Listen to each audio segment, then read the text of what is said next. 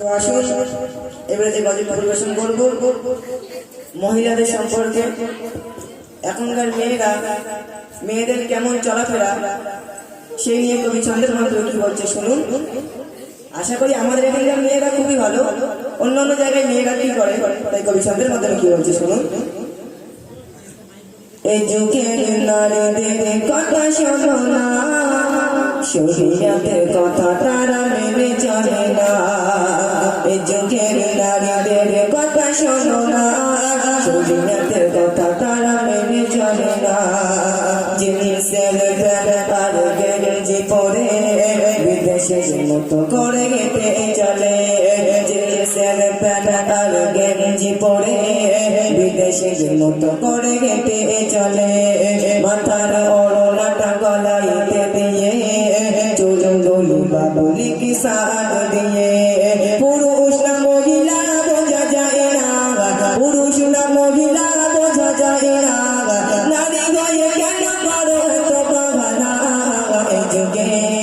এই যুগের নারীদের কথা শোনো না, শরীয়তের কথা তারা মেনে চলে না।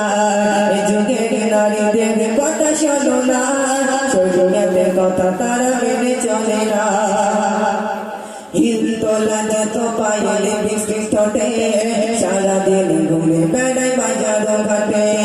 ভালো ছেলে দেখলে তারা ফিরে ফিরে যায়, ভালো ছেলে দেখলে তারা ফিরে ফিরে যায়। সুযোগ পেলে পরে নম্বর দিয়ে যায়।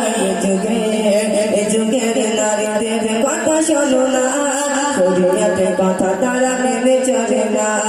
এই যুগের নারীদের কথা শোনো না, শরীয়তের কথা তারা মেনে চলে না।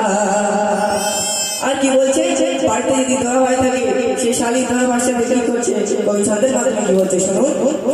দোলা ভাই থাকলে আরো ভালো হয়, বলে ভাই চলো না সিনেমায় যায়। রেস্টুরেন্টে বসে তারা কত কি যে খায়, রেস্টুরেন্টে বসে তারা কত কি যে খায়। দোলা ভাই শালি প্রেমে পাগল হয়ে যায়।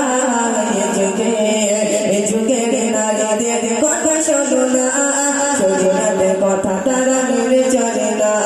এই যুগের নারীদের কথা শোনো না, শরীয়তের কথা তারা মেনে চলে না। এই যুগের নারীদের কথা শোনো না, শরীয়তের কথা তারা মেনে চলে না। এই যুগের নারীদের কথা শোনো না, শরীয়তের কথা